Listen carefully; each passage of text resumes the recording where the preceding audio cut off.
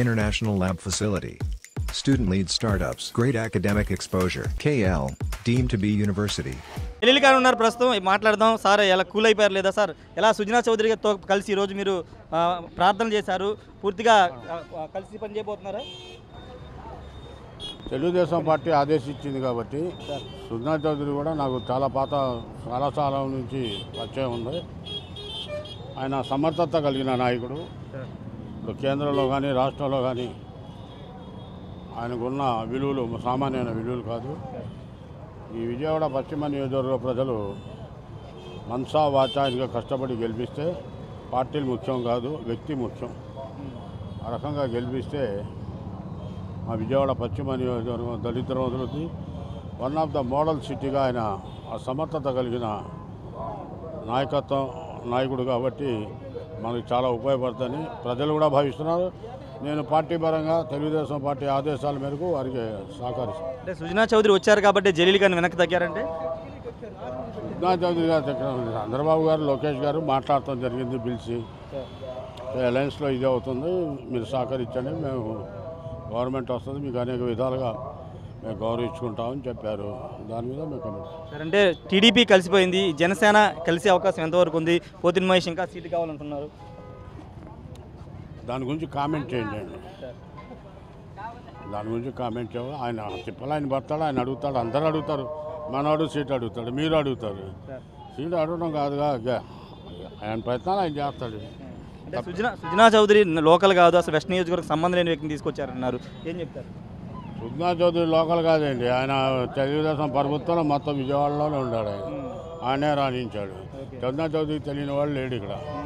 కాబట్టి సుజనా చౌదరి కొత్త లేకపోతే ఇక్కడ స్థానికంగా కాదనేవాడు వాడు స్థానికంగా వాడు కాదు. అంటే కేసీఆర్ నాని ఒక కామెంట్ చేశారు, వెస్ట్ నియోజకవర్గం సరిహద్దులు కూడా సుజనా చౌదరికి తెలియదు, ఇక్కడ ఏం చేస్తారు వచ్చి అని అంటున్నారు. ఆయన ఏదైనా మాట్లాడతాడు, ఆయన ఫ్రస్ట్రేషన్లో ఉన్నాడు.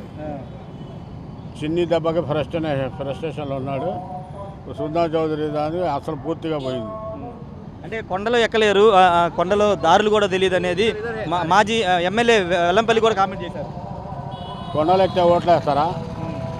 లేకపోతే వీళ్ళు మహాత్మా గాంధీ, అంబేద్కర్ ఇట్లా అంటే ఓట్లు వేసేటానికి. మంచి ఒక విలువ చూస్తారు, వాళ్ళ ఒక కల్చర్ చూస్తారు, వాళ్ళ విధానం చూస్తారు, వాళ్ళ స్టేచర్ చూస్తారు.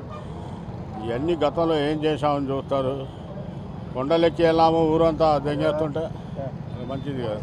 అంటే ముస్లిం మైనారిటీలకి సీటు రాలేదనే అసంతృప్తి మీ వర్గాలకు ఎక్కడా లేదా?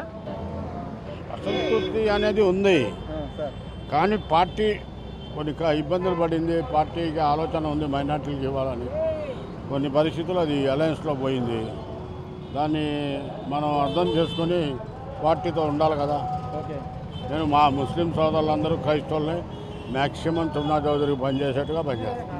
గెలవబోతున్నా వెస్ట్ నియోజకవర్గం టీడీపీ కూటమి కంచుకోటగా 100%. నెక్స్ట్ జలీల్ ఖాన్ ఎన్నికలు అయిపోయిన తర్వాత నామినేటెడ్ పదవిలో కనబడిపోతున్నారా? అది చూద్దాం, ఇప్పుడే దాని గురించి. మొత్తంగా ఎన్నికలు అయిన తర్వాత చూద్దామంటున్నారు. నామినేటెడ్ పదవికి సంబంధించి ఖచ్చితంగా అధిష్టానం చెప్పింది కాబట్టి తాను సుజనా చౌదరితో కలిసి పనిచేస్తున్నా. చంద్రబాబు, లోకేష్ మాట్లాడారు. సుజనా చౌదరి లాంటి వ్యక్తి ఉంటే నియోజకవర్గం బాగా అభివృద్ధి చెందుతని నేను కలిసి పనిచేస్తున్నానని చెప్తున్నారు.